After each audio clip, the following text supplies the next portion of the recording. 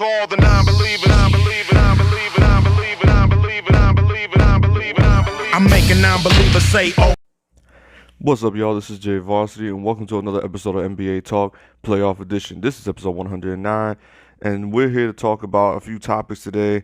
And I know you know the headline topic we're going to be talking about from yesterday or this past weekend, but I want to get on some other things first. So let's get on with the Lakers finishing off the Houston Rockets on Saturday night.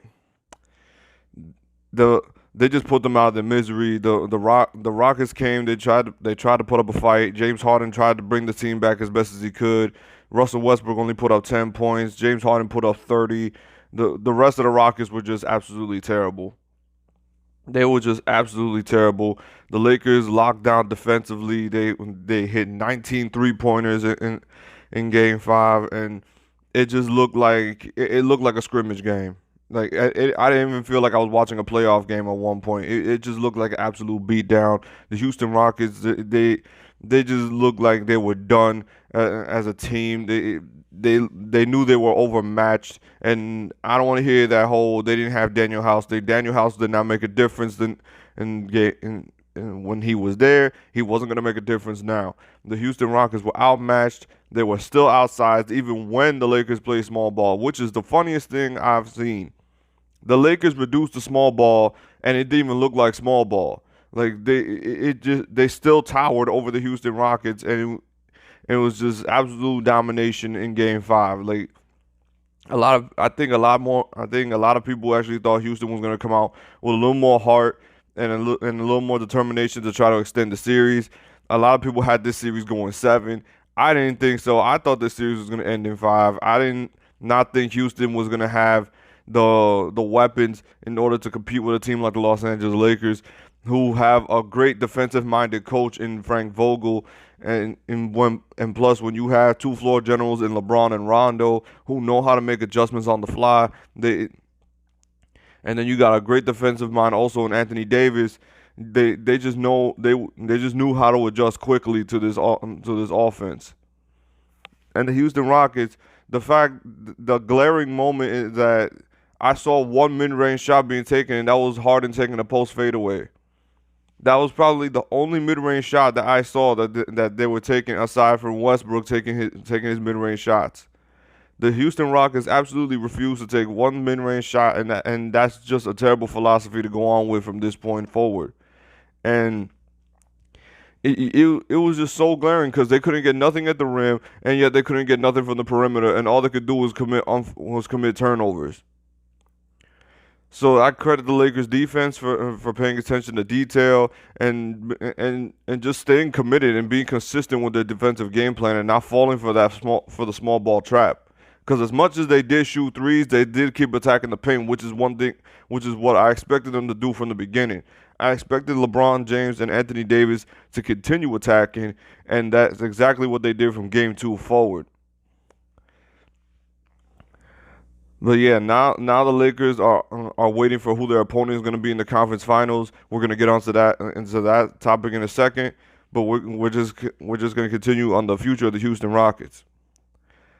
Look, I'm going to be honest with you with the Houston Rockets. They need to start over. And when I mean start over, they need to do these things. One, they need to try to find some trade value and trade Russell Westbrook. I said from the jump that when Westbrook got there that he was not going to be a good fit for this team. I said it from the beginning. I don't care what they did to try to make this easy for Westbrook by trading Clint Capella and putting PJ Tucker at the 5. The Houston Rockets have only gotten worse every single year. Let's just go down the list real quick. You went from, in 2018, the Houston Rockets won 65 games. They were the number 1 seed in the Western Conference. They had home court advantage against Golden State. You had Golden State down 3-2. I understand Chris Paul got injured, but all Harden and the rest of the Rockets roster had to do, they just had to keep doing what they was doing, and they actually had a pretty big lead against Golden State in Game 6 in 2018, and then they let that go. Then they couldn't close it out in Game 7. 27 missed threes, and everything that went wrong for the Houston Rockets. And then the following year, you had the following year in 2019 in the semifinals. KD goes down in Game 5. You had a chance in Game 6 to try to push it to a Game 7 because you know they're not going to have Kevin Durant. And when you held Stephen Curry to 0 points in the first half, it looked like as if that was going to be true. And then Stephen Curry goes off for 30-something points in the second half, and you let that game go and you lose on your home floor again. And then you try to put the blame on CP3. You trade him for Westbrook and try to put him and Harden together to try to make it seem like all Harden needed was his best friend. And you trade Clint Capella. You lost Trevor Ariza. You lost Luka Bahamute. You lost a lot of the great defensive pieces that you could have needed in this series against the Lakers, but you didn't have them anymore because you truly believed that offense was going to win you the title all the way. You didn't have to play defense. So, and now you got bounced in 5 in the semifinals for the second consecutive year. You lost in 6 the previous year, and you lost in 5 this year. So to me, the first thing already happened yesterday. Mike D'Antoni just informed the Houston Rockets yesterday that he's going to become a free agent, and he will not be coaching the Houston Rockets next year. That's a great first step. I expected that to happen, but I actually expected him to more be fired than him deciding that he's not going to come back. But that's a great first step because they need a head coach. That they need to have an actual head coach that will coach as much on the defensive end as much as you coach on the offensive end. So that's a good first step. The second step I need to hear is that they trade Russell Westbrook. They need to trade Russell Westbrook for some decent assets so the Houston Rockets could get some 3-and-D players. Because the Houston Rockets had nobody that could play decent defense on this team.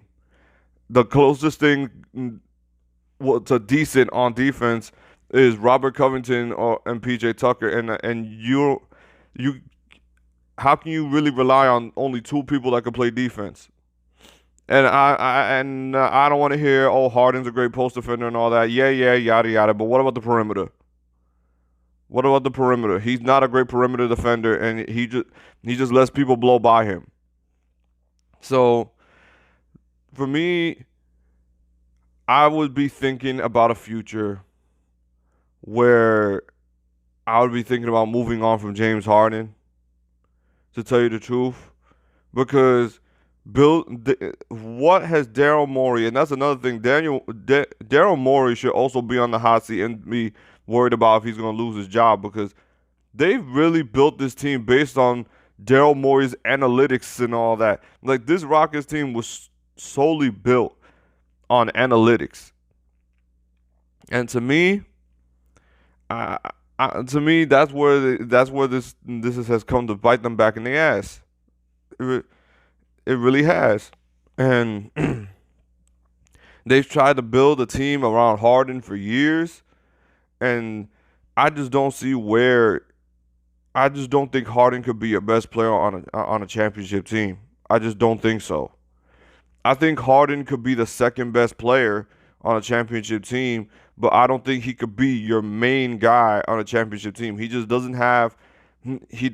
First of all, he doesn't have the leadership. He doesn't have the credentials to be able to lead a team to the finals, and he folds under pressure more often than he doesn't, because when you're playing a team like the Lakers and you're down and you're down 3-1, you're down 3-1.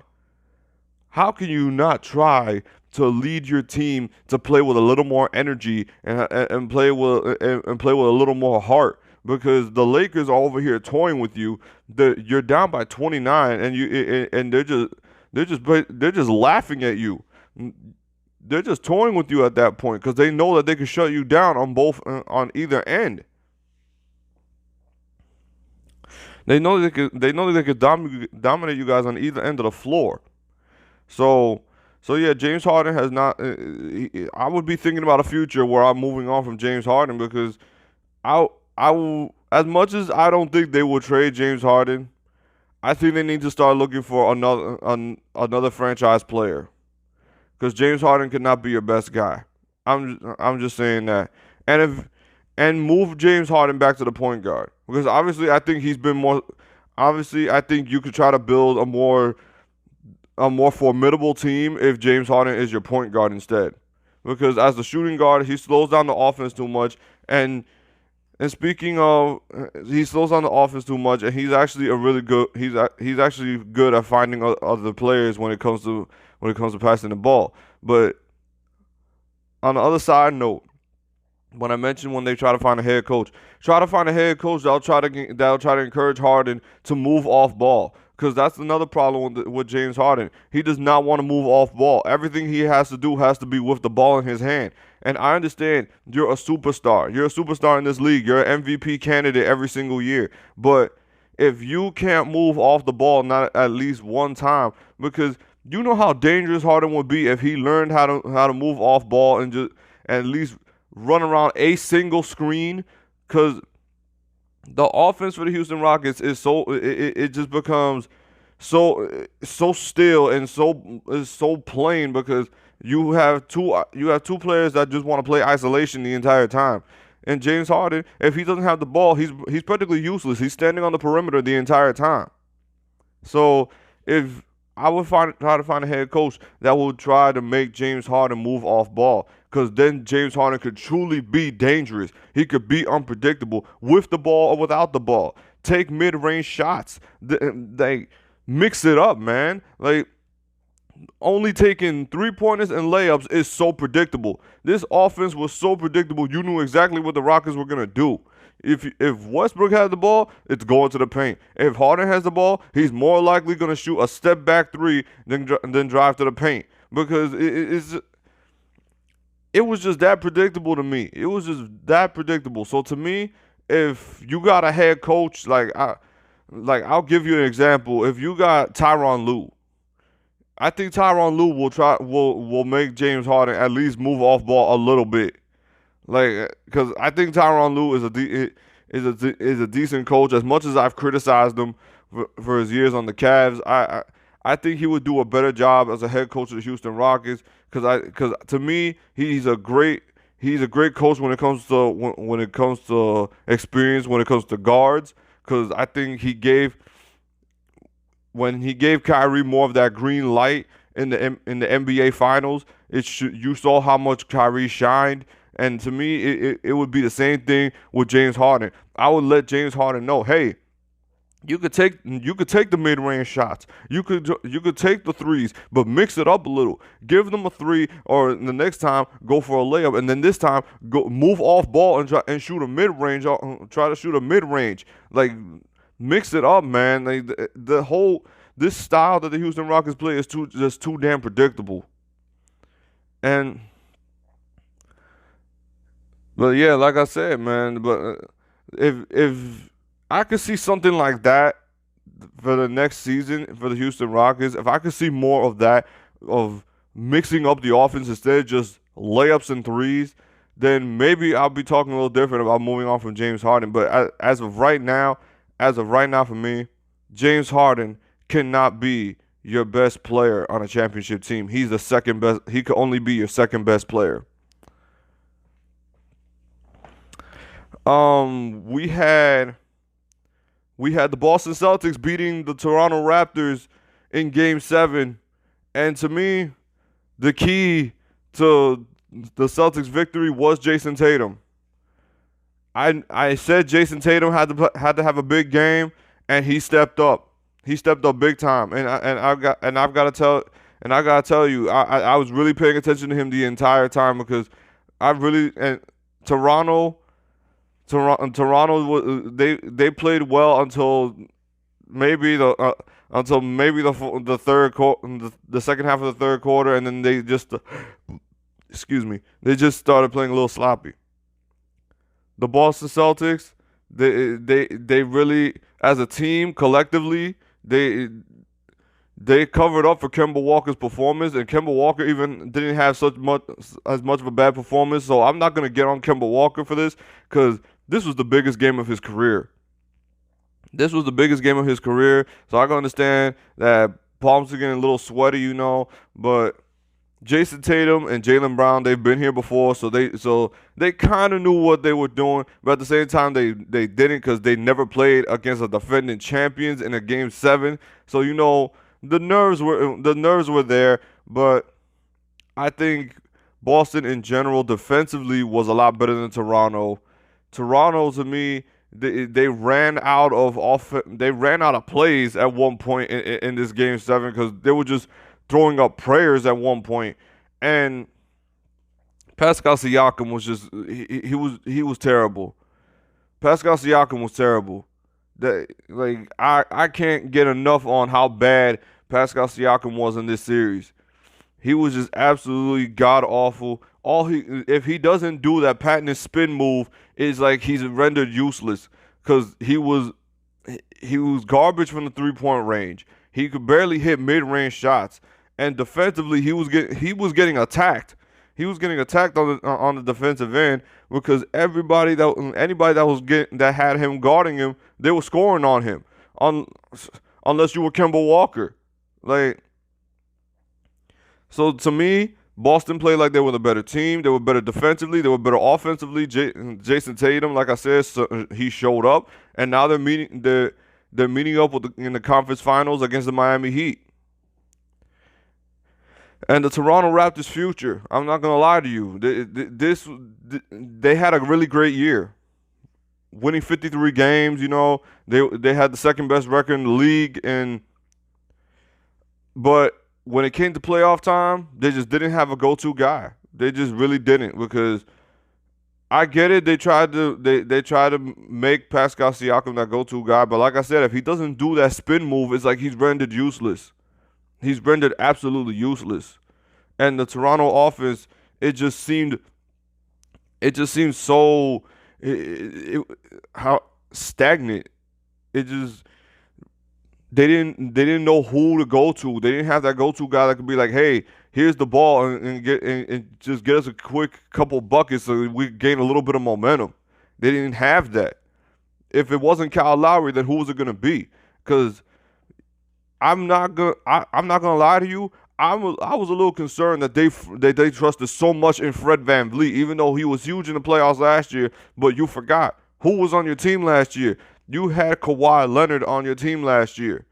That's why Fred VanVleet was so huge, because when you have a presence like a Kawhi Leonard that could draw so much away from a defense, it leaves a guy like Fred VanVleet open. So I guess they kind of forgot that, and when they went into this game 7, and when they saw that how defenses were preparing to take out guys like Fred VanVleet, Kyle Lowry, and Pascal Siakam, and then you had other guys who basically, if there wasn't a superstar on this team, they knew how to defensively rotate against the Toronto Raptors. Then I think questions are going to be for Toronto. Who are you going to try to find that could be a go-to guy? My best bet is you try to bring back DeMar DeRozan. Your best bet is to try to bring back DeMar DeRozan, because now you have championship experience, and you have more continuity, and you'll be able to lean more on that experience, so you can bring a guy like DeMar DeRozan back. Because to me, I don't know what the offseason is going to be like, but I can't imagine anything exciting is going to happen. I really can't, and you got quite a few free agents on this Toronto Raptors team, so who knows if they're gonna stay. So yeah, questions are up in the air. I think Nick Nurse did a hell of a job. He did a hell of a job, as much as he could, to try to put this Raptors team in a position to win. I think he's a very interesting and very intelligent head coach when it comes to defensive schemes. He uses everything in the book. He's not afraid to use box and one. He's not afraid to use different adjustments. And to me, that's why he's worthy of being coach of the year. So I give credit to Nick Nurse for trying to put this Toronto Raptors team in the best position possible. But overall, the Boston Celtics, they played a better game. They played a better series. Well, aside from maybe a couple games, but now they're moving on to the conference finals against the Miami Heat, and now I'm going to get into that. My prediction for the Miami Heat against the Boston Celtics. Honestly, I'm going to be honest with you. I think both the Miami Heat and the Boston Celtics are somewhat evenly matched, even though I'll give a little bit more of an edge to Miami when it comes to the 3-point shooting. I think defensively, I think Miami and Boston are evenly matched because both teams know how to guard in the perimeter, and they both. I think Bam Adebayo is going to be the X factor when it comes to Miami. I think he needs to be able to dominate against Daniel Tice, which is easier said than done because Daniel Tice has been showing that he's been a really good rim protector and a really good defender in these playoffs. So it's going to be a dogfight. It's going to be a dogfight between Miami and Boston. I would like to say that this could go 7, but I have to see how game 1 goes. I think game 1 will determine if this goes 6 or 7 games.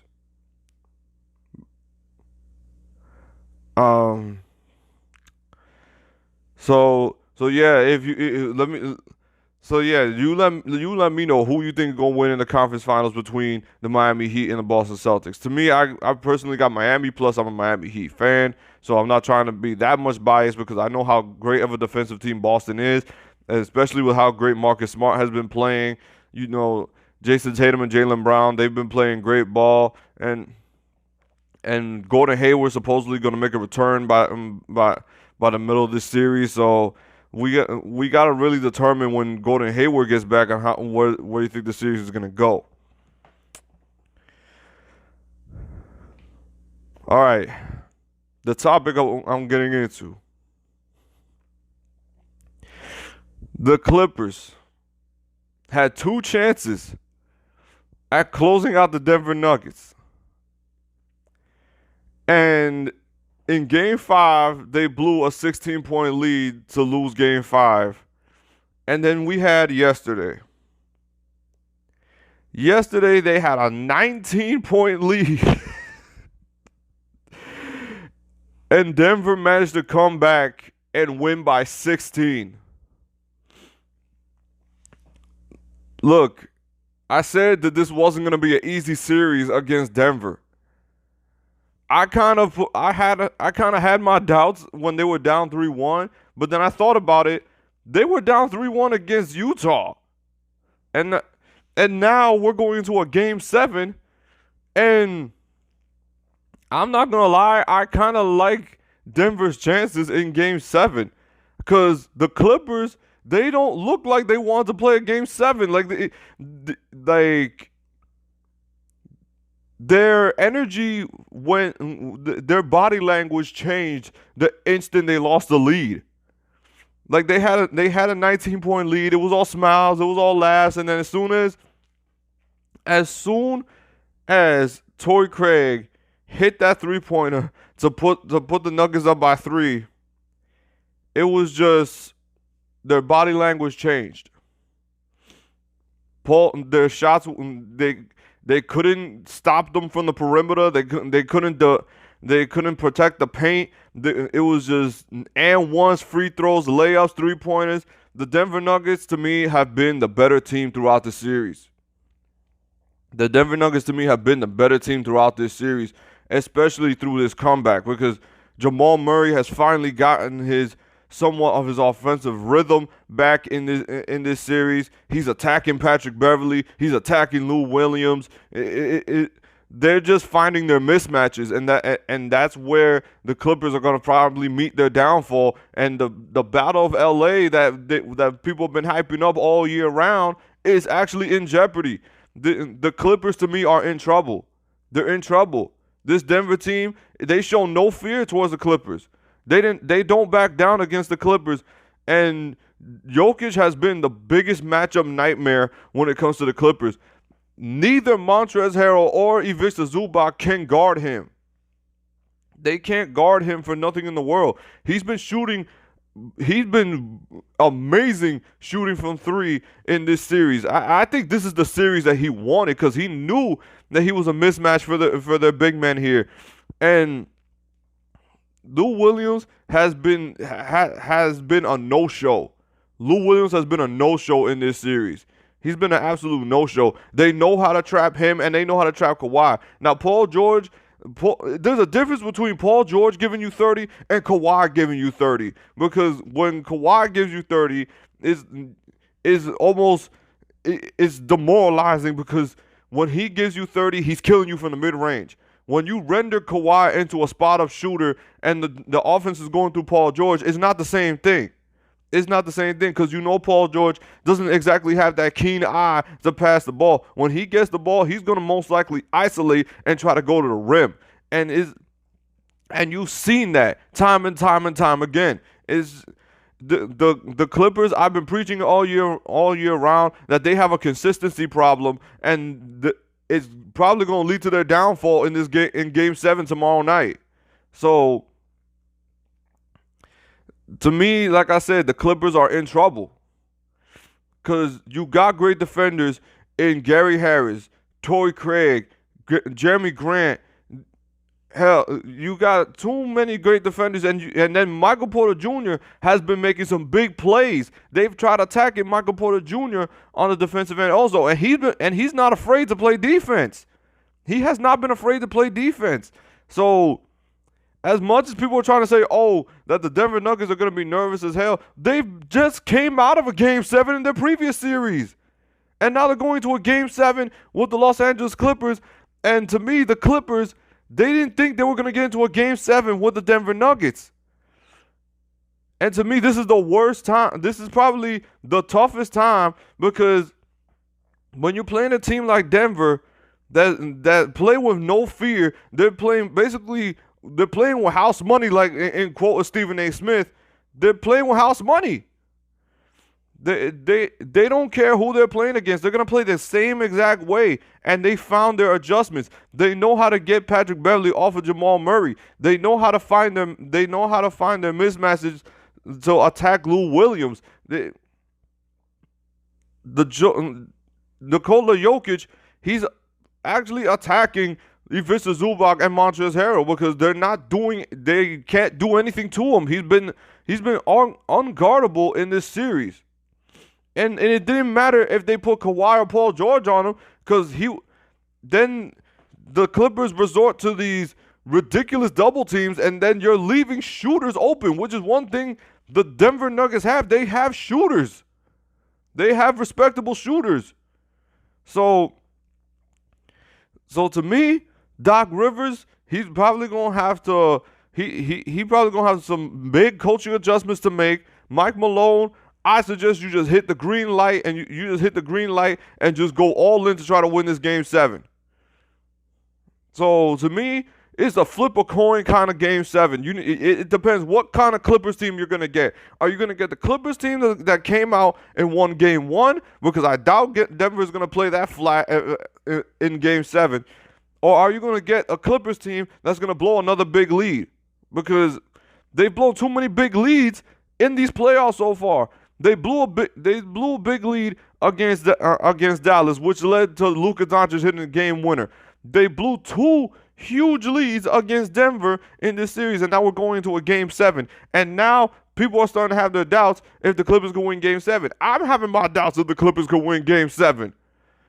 I picked Denver to win the series in 6, but I did not think, because I had my doubts as soon as Denver fell down 3-1.